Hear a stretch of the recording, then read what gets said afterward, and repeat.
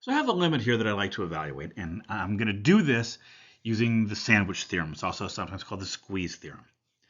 Remember, what this says is that if my function, that's the g of x in the inequality here, if my function is sandwiched between two other functions, and those two outer functions are both going to the same place as x goes to some value, then the function in the middle has to be going to that same value as well.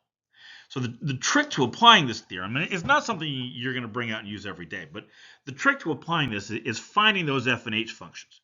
You have to find two functions that your function is stuck in between and that just happen to be going to the same number.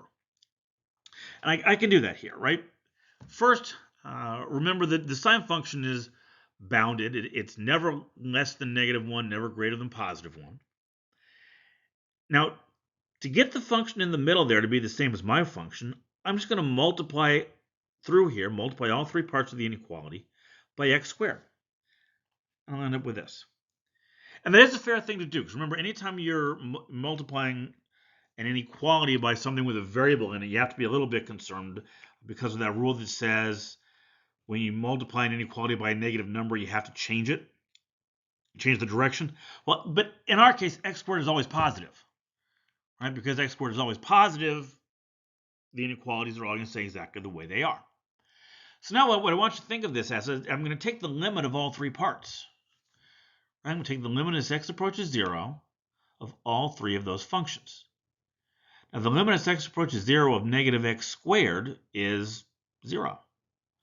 And the limit as x approaches 0 of +x squared is also 0.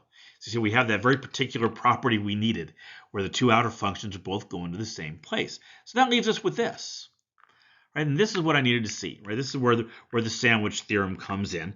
Right? It says because the two outer functions are going to 0, the inner function must be going to 0 as well. And I think you can kind of see that intuitively here, right? Because the only number that is both less than or equal to 0 and greater than or equal to 0 is 0 itself. And so there's my answer. Right? That's what our limit equals.